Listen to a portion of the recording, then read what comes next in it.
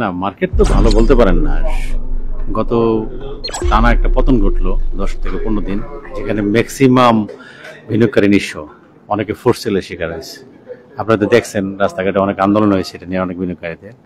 তো ব্যাপকভাবে মার্কেট 10 পরে 2 দিন মার্কেট পজিটিভ ছিল, গতকালের আগের দিন। আবার দেন আজকে কিন্তু আবার ওই দ্বারায় ফিরে গেছে মার্কেট। আজকে মাইনাস ছিল 12.94 পয়েন্ট, প্রায় 13 পয়েন্ট মাইনাস। আর লেনদেন যেটা বাড়ছে আপনারা বলতেছেন, এটা তো কিছু ব্যাংকের কারণে। ব্যাংক যদি আজকে যদি পজিটিভ না থাকতো, মার্কেট আজকে 50 পয়েন্ট মাইনাস থাকতো। শুধুমাত্র ব্যাংক কিছু হয়তো বা এরকম অনেক সময় শেয়ার ক্রস করে, ব্যাংকের কয়েকটা ব্যাংকের লেনদেন বেশির কারণে আজকে হয়তো লেনদেনটা একটু বাড়ছে।